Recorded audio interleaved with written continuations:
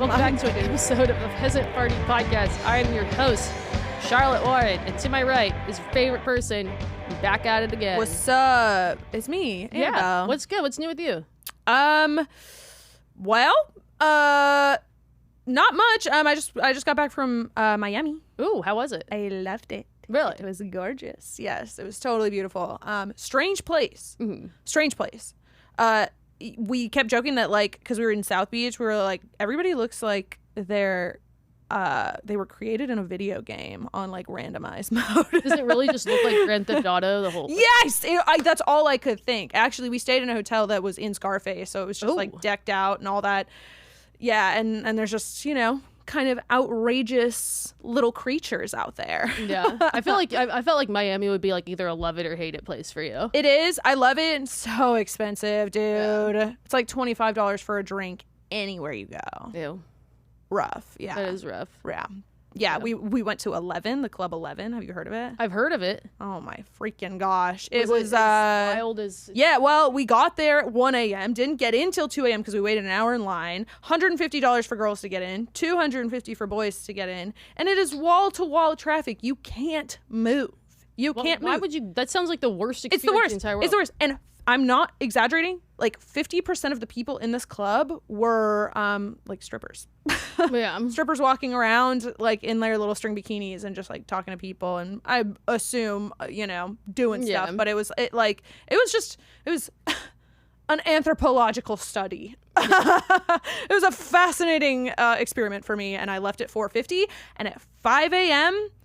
A$AP Rocky came out. Aww. That was wild. I was like, I can't. I'm not making it, dude. I'm over it. Yeah. I'm done. Yeah. Anything else new? Nope. Cool. What about you? Yeah, I guess like a first update. So sometimes when we post our episodes and clips and everything, we get feedback from listeners. I always post our listener questions. In our last episode, we had that question around somebody who, you know, didn't love how people call a significant other a partner. Oh my God. If they are, you know, heterosexual couple, like why not call them boyfriend, girlfriend? Why, like, it feels cold and impersonal. And I think like last week we were kind of like, you know, I think we thought we were ahead of the curve, thinking like, you know, I'm just cutesy with it, you know? Sure. Like I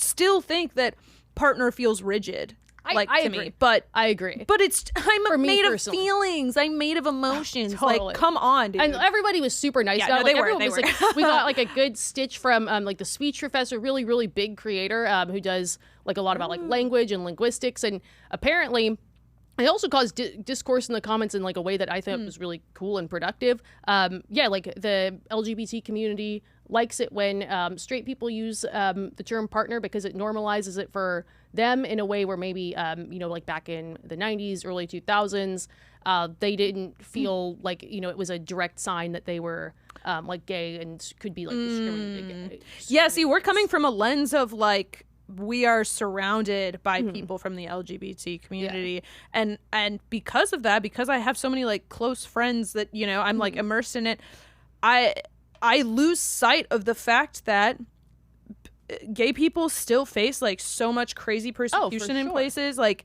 you know, like I've always been in kind of like California or a city, so I'm like, what? Everyone's gay. Literally everyone's gay. What is the big deal? But I totally forget because I'm, you know, not gay presenting that like yeah, they definitely still face that stuff, especially in the South. Sure. So, for sure. And like, yeah, the discussion was actually like, there were, you know, some gay people in the comments saying, well, you know, I like it being our word, or, you know, yeah, please use, like, by all means use partner, but make sure you know the history of it.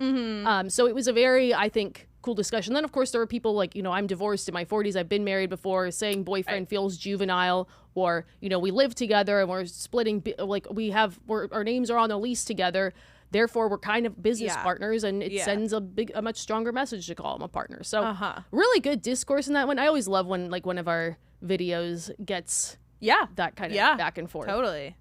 Yeah, I'm super interested. I have to be honest, I didn't know that anybody stitched the video because I don't see that. That's so crazy, but it's probably good that you don't. Like, it's probably Well, because TikTok is a very volatile. Co-host. I'm just on here. I'm just. I honestly wish that I didn't read comments, and sometimes when I post old videos, I don't, or I feel like I can get emotionally not attached to videos. Yeah. But sometimes it's when you recently make something, you get excited about it, and you think it's going to come off a different way. So probably, which leads into our next point, right? I think so. I think we have kind of gone past this because I feel like it's been 2 weeks now, but I should probably I don't need to do some sort of big spiel or anything. But I got a lot of blowback in a way that because I make what I think is very lighthearted dating content. And I stay away from gender issues except to tell people that participate in debating gender issues on the internet they're nerds and that they won't make friends if they do that. So I stay away generally from that. And when you say gender debate, that's really when it waters down to boys are better. No, girls are who better. Who has it harder? Yes. Who has there are dating plenty harder? of discussions Who's meaner? to have. There's plenty of discussions around gender to have, I think, that are valid, that are worth a lot and have changed me a lot by being privy to them. But yes, when it's a gender debate, it's it's not like they're debating an issue. It's not like it's a political issue. It's which gender has dating harder or is meaner or is and then it's and so everyone who's more guilty of it? So I don't do that. And when people try to bring those debates into my comments, I shit on them into oblivion, and it's in my opinion deserved. But anyway, so because I've been doing poetry in a way that I think is fun. Part of that is because you're like a little Shakespeare over here. No, I'm that's the thing. My poems aren't good. And they're not supposed. I think they're good. They're hokey and silly and dumb. I think they're really good. But that's the thing is they're not. Okay. They're not. I'm not the fucking poet laureate or whatever. Poet laureate. Poet laureate. Continue. The poet, whatever you call. I'm just see. I don't know anything about poetry, so I'm kind of pivoting off trends. I'm taking all of my old TikTok things going on dates is dating and made it poet form, and then so I see something that I think is gonna pop show up and be the next how often do you think about the Roman Empire type trend? Because those kind of things happen on TikTok where there's kind of these dating-y questions. And I see, and it was women asking their husbands, would you rather our daughter be alone in the forest with a man or a bear? And it was it was very funny, husband sitting on the couch, the same way you see, how often do you think about the Roman Empire? The same exact kind of style of it. And then, of course, it would be a back and forth of picking apart the circumstances. Why are they in the woods? Okay, is this a teleporting situation or is she wandering in the woods? What kind of man? But it's all this back and forth, and the answer changes. And I think the message at the end is women are afraid to be walking around alone in a way that men aren't. I know that was the underlying thing, but it was a lighthearted thing. And then, of course, man on the street interviewers are asking it. Man on the street interviewers are not serious people. They are not. Oh my god. They're the most annoying fucking people in the world. I hate them. Oh my god. I want to fight them every time I see them on the 6th Street. God, but, losers. Yeah, nobody likes me on the street interview. So I'm seeing this and I'm this will be kind of a fun trend to do. It kind of has a dating thing to it. And so I write this in my opinion, this is a dumb poem. It's very it's not I was very. Give me the gist. What did you say? It was basically you can kill a man, you can't kill a bear. It was a bear facts. It was a poem of bear facts. It was bears are 9 feet tall. You can gouge out a man's eyes, but a bear will get you by. So it's not that you're saying not all men. No, you're just saying you could probably take a man better than you could take a bear. Okay, yes, got it. And so I'm answering it and of course and I'm thinking too. I'm it's a would you rather question. I'm thinking of a very specific because that was the whole thing when the people were asking each other is it are we teleported or are you deep in the woods and you stumble across a bear? Because if you stumble across a man, that means he was following you. You stumble across a bear, the bear lives there. If you're teleported in there and it's just the two of you, different story. Got it. But I'm having fun with this. There's plenty of context. Yeah, and so I'm okay, this is gonna be fun. And so it's bare facts. It's I could there was something in there about gouging out a man's eyes, and I always start my posts. I stitch the stupid man on the street interviewer thing, and all of my stitches of poems do this where you whack it. I whack it with a pen and go no, and then you drop and I yell because I do that. And so yeah, I do the poem. And I probably drop it on a Thursday or something. It kind of took a day or two to write a poem, and I'm having fun with it.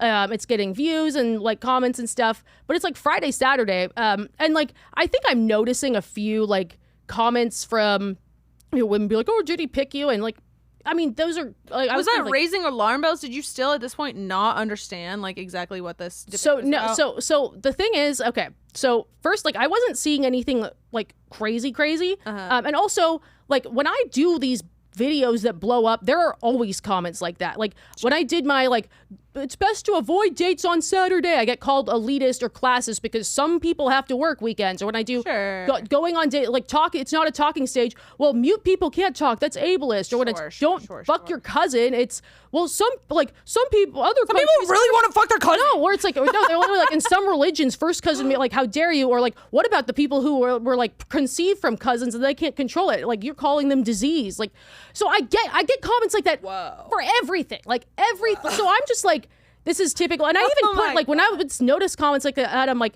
nope, this is not some greater statement. This is just a silly poem. And then like, yeah, so probably like Saturday, I checked the comments. And so where the big like discoursey type stuff, and like I also didn't watch stitches to it, was people commenting back to other people, which doesn't show up in your notifications the same way. Like I would see standalone comments where people were just like, wow, or like tagging other people. Yeah. Like the stuff where that was actually kind of like scary or hostile was, you know, like maybe like women being upset and then men being like, well, no, you're the comment chain, the chains. And so like I was like, oh shit, this is real bad. I'm gonna take this out. And then also like I would see like random stitches where like it was like a MRA type, like, yeah, this girl gets it. It's like, nope, we're not. MRA, I forgot about the MRA because they're a fucking joke. Men's rights activists, by the way. Yeah, like, but it was also like I don't think like I'm saying I'll gouge out eyes. Like I mean, okay, sure. Like I mean, yeah, I wouldn't call that an advocate or anything. Someone was even like, oh, like look, it's Pearl. It's like no, that's not something. Like Pearl would be like, the men will save you. Like no. And so I was just like, this is fucking stupid. So I like I first like did like I was like, okay, I'm gonna turn the comments off so people stop like badgering each other. And then I'm like, and people of course are like, you're doing it because you're a coward and blowback. It's like, no, I kind of want to get paid for writing poems. Like some people were still commenting the poem. No one realized it was a poem. People were like, oh, like if you have such a good point to make, like why not present your argument in a way that's eloquent without yelling and being sing-songy? It's like, maybe because the intent wasn't to present a fucking argument. Like maybe I'm here writing dork-ass poems, like for fun. I'm here to have fun. And you guys are fucking psychopaths. I don't know. So how does it feel then? Because you don't lean any one direction and you kind of drive straight down the middle. It's almost like you are hated by both sides. Cool. You know? I mean, or like they, you know, they're both the fact coming that for they're sides you. in the first place. Well, so what's crazy too is like I did a video and like I take account, like people all like to throw the word accountability out when they don't seem to know what it means. Like I do take accountability for not researching a trend. Side note, this was a trend that blew up in a matter of days. Like, and it a was really interesting one too. I will say, like there was a lot of crazy, interesting discussion around it. Yeah. I mean, I won't go into it. It started in a way that was like fun, and then there was like dudes that were getting mad. They're like, wow, women, like they don't even like us in the woods. It's because what this gender debate comes down to, what Pearl does that all other women are like, you're a dumbass idiot, is, do you just trust men? Do you trust men? Have you had enough experiences where you don't trust a strange man? That's really what it boils down to. Do you trust men? No. Like, I don't trust anybody. No. I don't know. Yeah, like, I don't trust a stranger, period. I don't trust any strangers. But yes. And so like, yeah, but I said, like, I did a little follow-up video and I was like, yeah, no, the intention, like this take, if you could even call it that, begins and ends as like a response to a largely fictional, extremely specific would you rather question. There was no deeper meaning to it. In your mind, at the point that I even said to you, I'm thinking of it like a teleporting situation. Like, of course, like there are people like they're like, have you heard of the Junko Furuta? Like tagging me in all these true crime stuff. It's like Junko Furuta. It's like they're like, see, men are dangerous. They're not bringing that up. Are you kidding me? That's crazy. And I'm just like, yeah, that wasn't the point. Why are you arguing with me about points I'm not making? Like. They're like, oh, you pea brain, you think men aren't dangerous. It's like, when did I say that? I said I made a stupid fucking poem. And also, if you go zoom out to the fucking TikTok account, you'll see, don't date your cousin as a hokey poem. Maybe the poetry creator who makes dumb poems telling people not to fuck their cousins isn't all that fucking serious. I don't know. fucking hate the internet. But like, no, I do regret not taking more research into the topic. Like, I thought we were dealing with another what's it called? Roman Empire thing. So I do regret that. But there are people who are like, we are holding you accountable. Did you think it was like who's more strong? Who do you think you could fight, a man or a bitch? That's what it came down. That's what you thought it was. No, alone in the woods, teleported. Yeah. And like alone, taken off. Alone. Because people are like, well, the man could call his friends. It's like, no, we're alone in the woods. And so like, people are like, well, like, why are you arguing semantics? I'm like, because that's how Would You Rather fucking works. It's like a game. As a game. You get two bad options, and you pick between the worst, and it's fun. You go back and forth. And it's silly. Okay. Exactly. Yes. And people are like, oh, well, you need to say that you like have learned your lesson. It's like, we're holding you accountable. It's like, if you're trying to tell me that I'm supposed to say that this came from a place of like, yay men and like women, your experiences are, it's like, that's not holding me accountable. That's asking me to lie. And for what? To appease, like, the fact that I don't believe that should be a good thing. Yeah. But I don't know. Maybe that's holding me accountable. That's asking me to lie. It is. It's asking me to lie. And like, and for what? So you can feel vindicated? So that you can pat yourself on the back and say, like, look at me, I'm a hero? You're not a fucking hero. Respectfully. Like I agree with you, but you're not a fucking hero. I looked at the camera for that one. All the fucking weirdos. Yeah. I mean, I hope this is enough, our discussion of it, you know, because, like, what the fuck, dude? What do you mean? We're people interpreting what we see on the internet, like, the best we can, just like you, baby girl. Yeah. Just like you. And it's funny, because I try to explain this thing to people, like that's on TikTok. My bad. Like, I didn't get it. What's going on the TikTok I didn't get the fucking thing. People are like, I didn't get it. Yeah, people are like, people are mad at you for what? Like they're like, how could you be so stupid? They're like, how is this question? It's symbolic of this. I'm like, well, it's a TikTok. They're like, what? Which just goes to show, like, people outside of TikTok are very different than people on TikTok.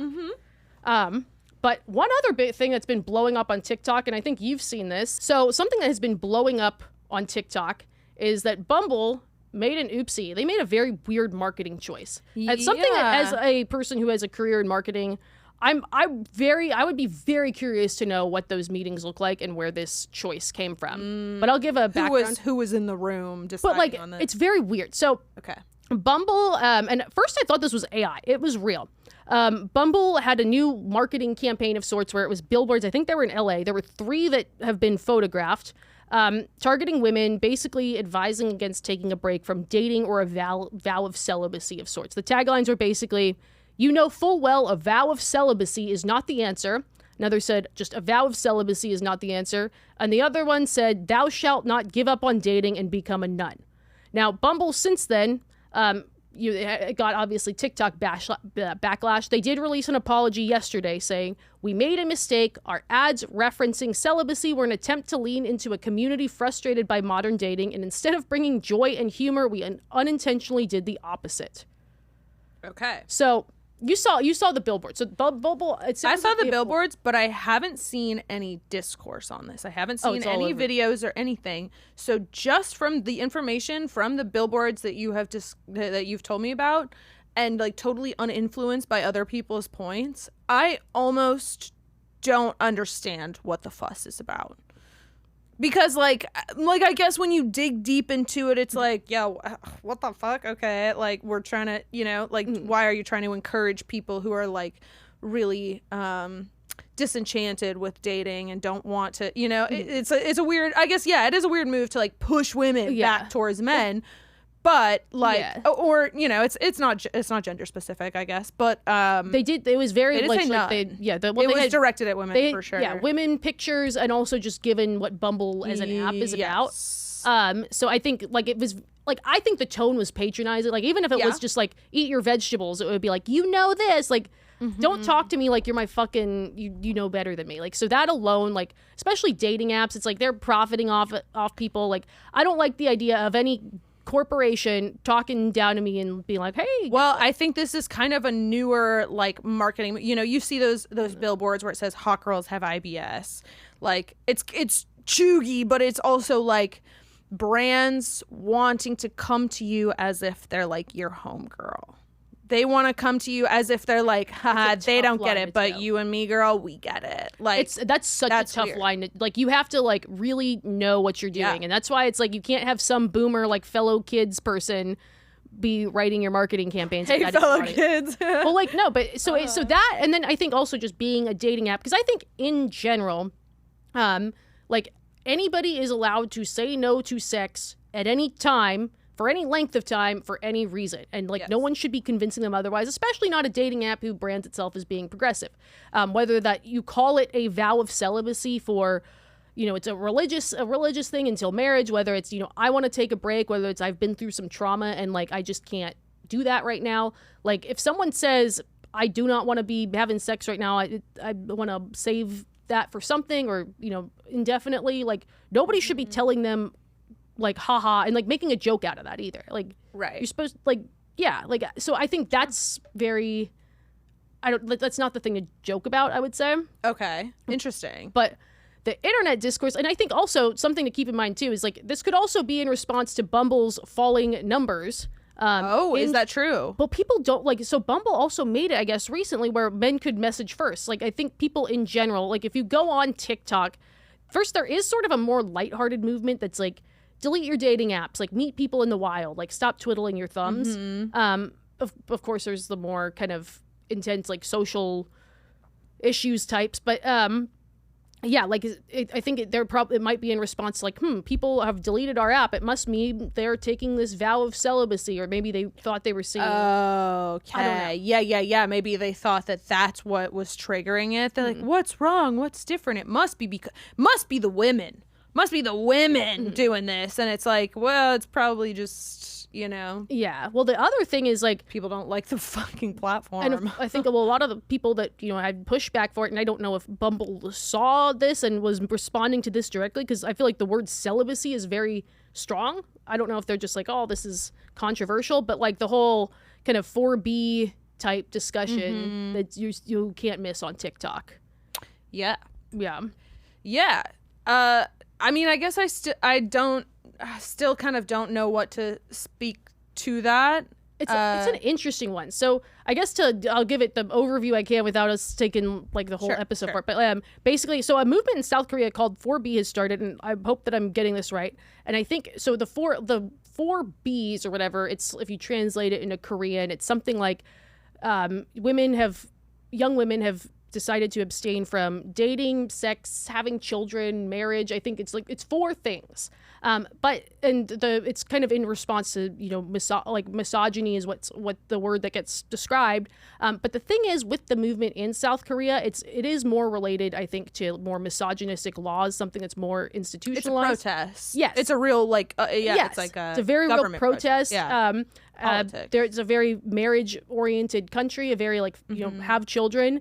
And I think women are, you know, what do we get out of it? Like, you're asking this of us and we get nothing in return for it. That's in the fantastic. form of laws. I love that, yeah. And, you know, we're not giving you politicians and lawmakers who have the power to change what you want until you give us what we want. And so like how movements tend to work, I would say. And kind of maybe the first time that a vow of celibacy, a move of abstinence has really taken hold, because women have discussed that over the years, I'm sure, through all of like women's liberation. But like, this is kind of, I mean, hey, I haven't been alive for 200 years, but it does seem like this is very, like, it's more organized. Yes. And I think, well, because it's, you know, there's a very specific want, and there's a specific person to petition to, that's why it's working. The thing is, it's kind of made its way over to the US, specifically TikTok, in a way that I think maybe doesn't line up with their movement, particularly because we don't have the same laws or people that we're petitioning. So there are differences for sure. Oh, for sure. And I think there have been, it kind of goes mixed ways, where there's some like South Korean women who are like, this brings awareness to what we're doing. And then there's some that are like, hey, your cause isn't really ours. Like, you know, maybe give this its own name. Because there's, I think, kind of the women that are kind of picking this up on the US side of things. It's more of like a, you know, umbrella of, we're protesting the men that we are dating because we're having a bad time for an umbrella of reasons, and then maybe that's insensitive, but misogyny, like the men need to get better, and until then 4B, and it's very vague and not really like a successful movement has an actual thing you're petitioning and a thing you want, and someone who has control over that. Like for the actual 4B movement, they're not protesting to their male peers. They're not sticking up to men. It's sticking up to the man, basically. That's so interesting. That is so interesting. But we just refer to it as the 4B movement. I think that women were already there. Like women were already there at this point, and then they hear about the 4B movement in South Korea, and it's like, oh, sick. That's kind of like what I'm doing already, because I'm already just not accepting like lame bullshit anymore, and I'm trying to focus more. I'm surrounded by women who uplift me, and I am more focused on my own life instead of being a supporting role to a man and being devoted to that. And so they're like, is that because really, if I'm being honest, I don't think. Hey, this might catch me some heat, but I don't think anybody's really following that. It's like, well, women haven't met people on the internet. Maybe, yeah, that's true. But I feel like women just generally are putting up with less bullshit. Oh yeah. But if like a beautiful romantic connection came along, they're not protesting that far. No. They would be like, yeah, I'm gonna be with this man. Whereas I think in South Korea, it's probably more like, nope. Yep, I'm not talking to them. Yep, it's very, and like I think the men are on board with it too. Like it's very, it feels like your typical movement, and I think because what you're describing is totally healthy. Like, hey, like don't bend over backwards for some like put yourself first. Yeah. Everyone should put themselves first. Like I think what you're describing is healthy. The discourse I see on like TikTok is like it's just vague. Like because when your movement has a very vague issue and a very vague want, and you're protesting to people, like men aren't a coalition. I don't know. Yeah. And so it's very like, why does it need to be a movement? Like these types of things are so much more powerful when it's owned as your own choice. Because like I said about celibacy, everyone has the right to put dating on hold indefinitely or as long as they want, and no one should be able to protest that. But it's so much more powerful when it's like, hey, like this is my choice versus like. And I get like, people probably like want solidarity. Like I think statements are so much more powerful when they're I statements versus like we or this big idea, unless there's an actual thing you're petitioning. It sucks that there's just this kind of slight like these things kind of run parallel to each other almost, but there's no way to really connect them in the middle until we are actively protesting our government, which might happen. I mean, I could see people doing it to protest, like say like, hey, like Roe v. Wade. For example. Exactly. But yeah, and so I think like to bring it back to Bumble's ad, that could have been what they were alluding to, like seeing this like, oh haha, sell it, like don't take this vow of celibacy, and thinking they were being funny. Like I would love to know the decision made behind that. Like I don't know. Yeah. What was their logic?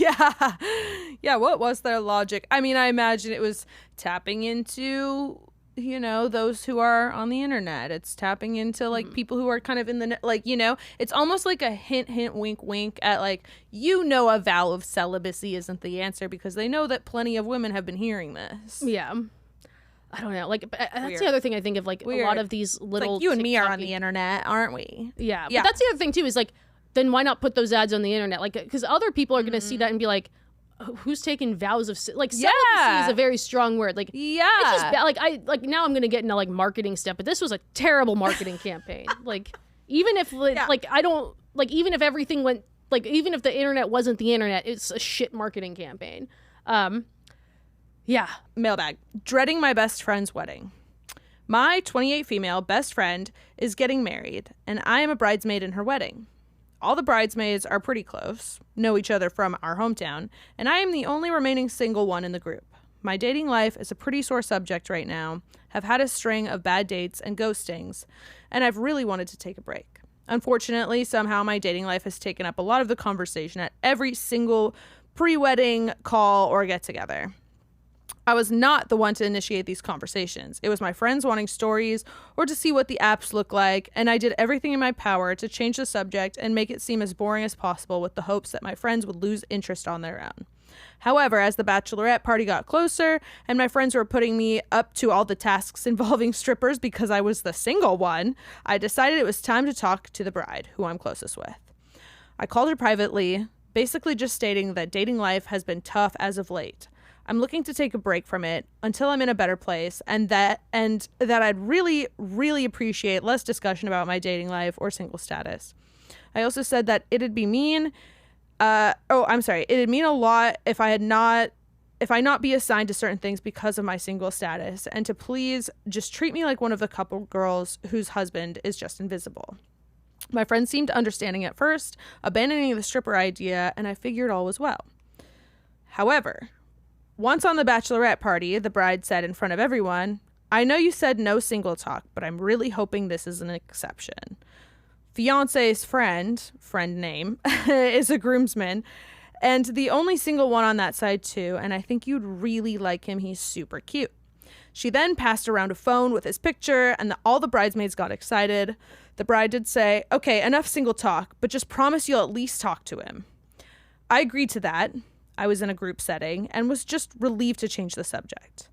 But it hasn't really stopped there. The bride has made it a point to text little updates about her fiance's friend, and apparently told him about me. He's also followed me on Instagram, friended me on Facebook, liked a bunch of old photos. My friend told me we'd also be walking out together. Oh my God.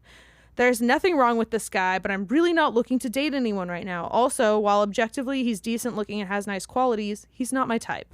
He's very clean-cut, Boy Scout-like, and I just prefer someone a little rougher around the edges. He also lives nowhere near my city, and my last relationship ended over distance. Not something I want to do again. My friend knows that. Gotta go to the next page. Sorry. Okay. How do I handle this day? Initially, I was just trying to be agreeable, thinking that there's nothing wrong with saying hi and being polite, but based on this guy's behavior, I feel like he's coming into the wedding with a lot of expectations. I don't want to start shit before the wedding or be a stick in the mud, but I also don't want to be hiding in the bathroom either, or having to come up with excuses about why I can't dance or something like that. What do I do? Wow. Ugh. Have you had something like this happen before? Like, maybe not exactly, but something. Definitely. I mean, yeah. I've had this experience plenty where it's like, you have a friend who's like, "Oh my gosh, look at this guy," blah, blah, blah. And then somebody else chimes in and you should. Mm-hmm. And you just look at him and you're like, no, it's not me. But then, now all of a sudden this man is following you. And now all of a sudden he's liking your photos and he's trying to interact. So not to this extent where it's kind of all building up to one main event, which is horribly uncomfortable. And so I feel like, I mean, your perspective needs to be like really heard by the bride so that this shit stops. This is insane. And it's tough because it's like, I can only imagine like if it was just your typical like friend groups going on vacation together, it'd probably be different. Because I've sort of been in those situations where I hope the problem will solve itself. Like I've taken the route of be boring and maybe they'll lose interest for a lot of situations. Or, you know, just kind of change the subject. Like why make something an issue if it doesn't have to be? You know, like just be agreeable. Like how bad could it be? Like, oh, sure. Yeah, I'll meet someone. Sure, I'll say hi. Like whatever. That's not a big deal. Like they'll change the subject anyway. Sure, I'll say hi. What's the big deal there? Totally. Like, and it's also like the bride, a wedding. Like you don't want to be the person that's like, there's always this talk of like, don't bother the bride. Yeah. Yes, definitely. And so, dude, just to feel pressured when you know for a fact you're not ready. You know for a fact you're not ready and you don't want to be even put into the position. Yeah. Like, that needs to be respected. And it's tough because I would say, like, if there was, I don't know, like, the relationship with the group, like, because the tough thing is, like, it sounds like the bride is the connection to this guy. I would say, like, sometimes, like, the maid of honor is the person to lean on for this, but if the bride's the person you're closest with, you know, that's kind of how you have to go with. Like, if it is, say, on the off chance the maid of honor is someone you're close with and, like, maybe the bride's sister who's good at filtering those messages kind of thing. Yeah, you know what? Yeah, you're so... Like, you know your group better than I do. Like, if the maid of honor is just, like, you know, dramatic, chatty Cathy, like, maybe not. Yep. But, yeah, like, I think it would just be, hey, like, you know, I'm excited for, like, I would call the friend, hey, I'm so excited to come to the wedding. Just kind of wanted to like run, just like tell you something. You know, I'm more than happy to, like, I'm excited to meet blank. You know, I'm happy to say hi, happy to engage in conversation. I am really not in a place to be dating right now. It sort of feels like we've set the tone for, some high expectations, and you can just list the tangible things. Like, he's followed me on Instagram, he's added me on Facebook, he's kind of done these things that hints that maybe he has some expectations here. And I really just, my big ask is that you can help me like tamper these expectations. I'm happy to be fun and be cordial and, be polite and say hi, but I really don't see anything like that coming from. Definitely. That I think is a perfect response to say, like, if you can help me temper these expectations. And because she even said there's nothing wrong with this guy, he's just not, because I see that like there's guys that are very objectively attractive that are just not my type, and I'd be like, nah, right. And like it seems like she's more than happy to meet this person, which is why she said, sure, I'll meet him. And she just doesn't want to go into this whole thing uncomfortable. Like, realistically, I'm sure that if you expressed it to this man, like, or, I'm sure he would get the hint, generally speaking. But it's not fair to have to go into this feeling uncomfortable, feeling like you have to defend yourself, feeling anxious. It's your friend's wedding. It's also like if the first time you meet him is going to be like the day of, like, it's kind of, because I would say like, maybe there's a chance that like this guy's getting sort of like buggied too, and maybe he's kind of like, oh, this is annoying. Yeah. Like, but at the same time, like that day is the wedding. Like, I don't know. Like, maybe he is eager beaver. I don't know. Like, freaking married friends do this sometimes. Yeah, so absolutely. Annoying. And I think part of it is them living vicariously through you because they're not single anymore, and they understand that the dating world is like ever changing very rapidly. And so they like just want to know what's up, what you're doing, how you talk to people who you're meeting. Like, that's why this kind of talk is so interesting, is because it's just like evolving so quickly. And I'll say this to like commiserate with this girl. So before like I got into a relationship, I remember, and I think it was right before I was coming home for Christmas or something. I remember I called my mom and I was like, I am dreading coming home for Christmas because I know I'm going to be seeing my friends, because all they ask about is the date. I'm like, it's always the dates. We get on like little FaceTimes. Are you dating anybody? Like, yeah. And I remember like, and I said like, I wouldn't like, I get the occasional question and like, but Mom, it's gotten to be, it takes over everything. Like they would ask to see the phone and say, are you on the apps? Like, no, like what? And it just makes you feel horrible. Yeah, and so because of course they'd be like, and they would be like kind of like, and I know that's not what they're intending. Of course, when but it feels that way. Yeah, and it's also like so I remember feeling so anxious about it because like, and I know they meant well. I know that they were just interested. It's a thing to ask about, and like maybe you think it's funny, but it was just like, what are the stories? What are the blah blah blah? And like, it got to a point where I was like, Mom, I am anxious to come home for Christmas and see my closest friends because they won't shut the fuck up about this. Right.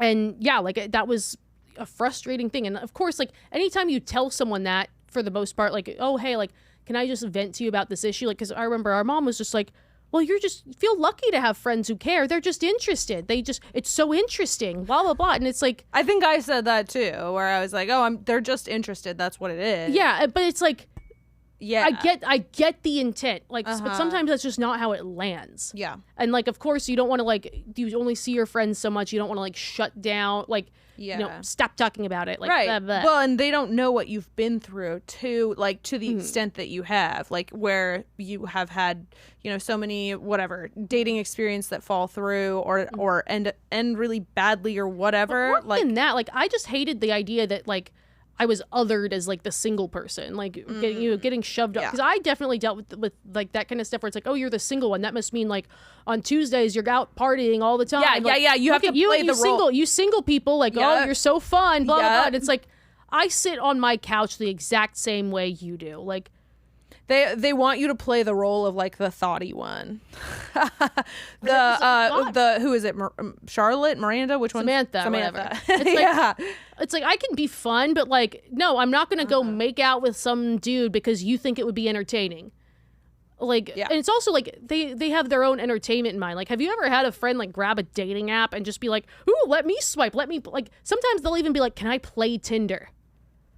Like, it's a fucking game. Like, that's crazy. And so I empathize with that so much. Like, and like, even as like getting into like relationship, now.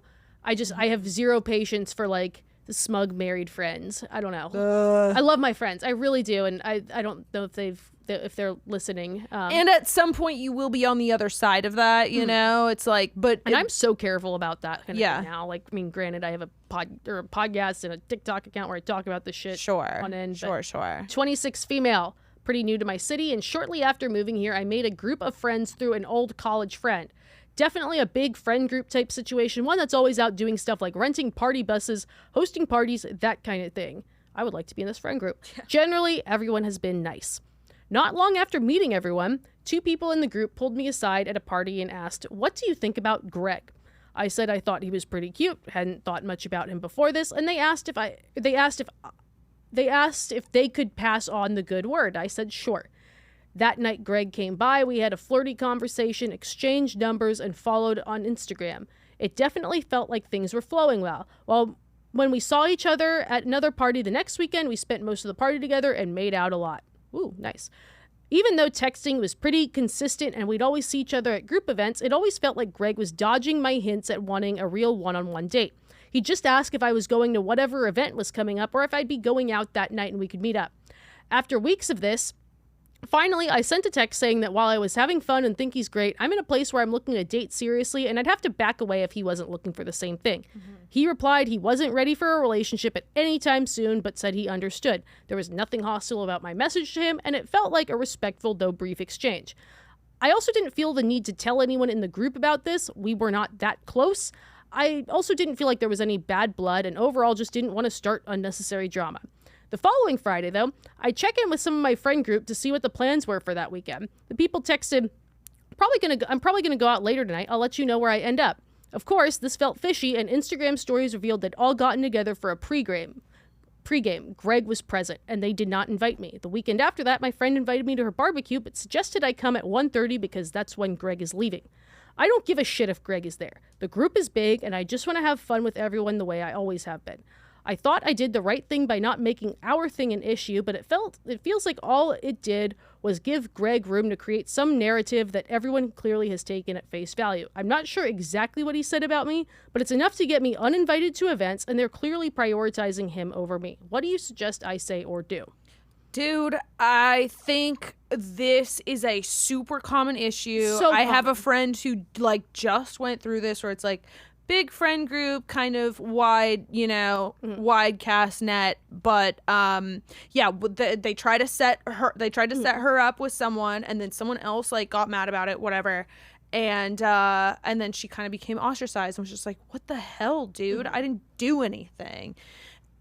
And to me, I feel like the issue lies within the friend group. That's what I was gonna say. Yeah, I've had this happen. Like I had this happen years ago, where it was somebody like I like a lot of people in this group one-on-one. We're still like friends. I don't hang out with them as a group just because like, yeah. So one person in the group said like my friend is visiting and then eventually like moved here.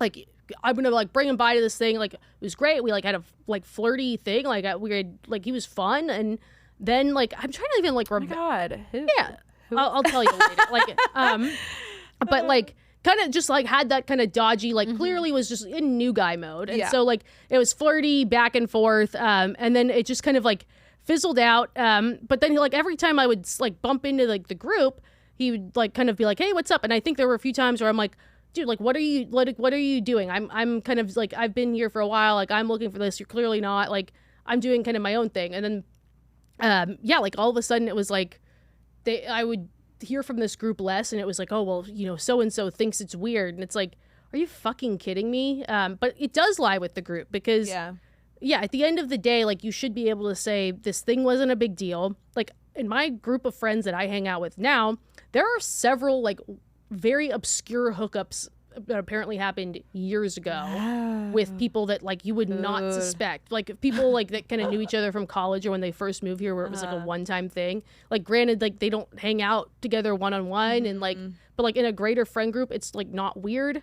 I don't know, but like people like take it at like face value, and like I think if you've presented yourself as this normal person, and if he's like told this story like, oh she's so crazy, like I don't know what he would have said, like it probably lies with the friend group. Although I will say, like, a lot of times with friend groups, like, you don't, the idea of someone saying something to you is like, oh, it must be a big deal.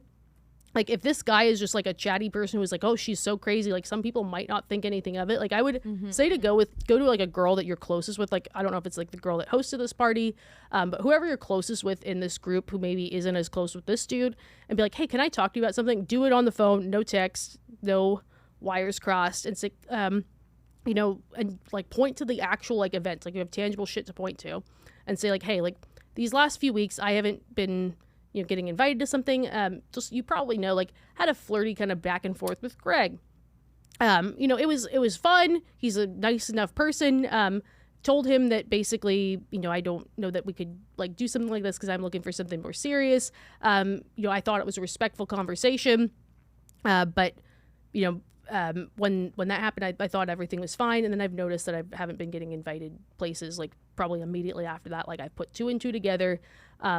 You know, to me, it was like a very polite and respectful conversation. I don't have issue with Greg. All we did was make out, like, whatever. And I just, like, I wanted to, like, say something to you. Like, I really love, like, our friend group. I don't personally care about this Greg thing, and just kind of have that conversation.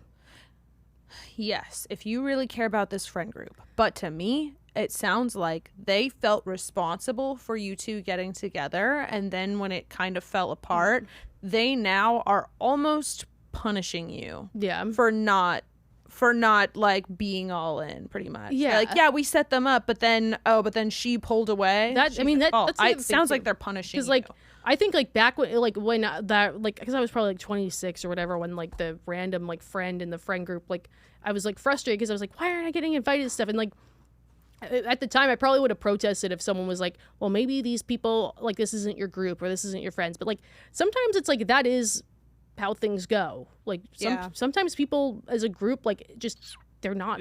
Like, there's other people out there, like, maybe this isn't your friend group. Like, and that doesn't mean they're bad people per se, but if this is kind of how they go about operating, and they are just like, oh, nope, there's an issue, like, this person can never come to anything again, maybe you don't want to be friends with them. There's, like, if you're in a big city, which it sounds like, where people have friend groups, like, this group of people isn't that fucking special. Like, you will find better people. Like, I have, like, 10 friend groups. Yeah.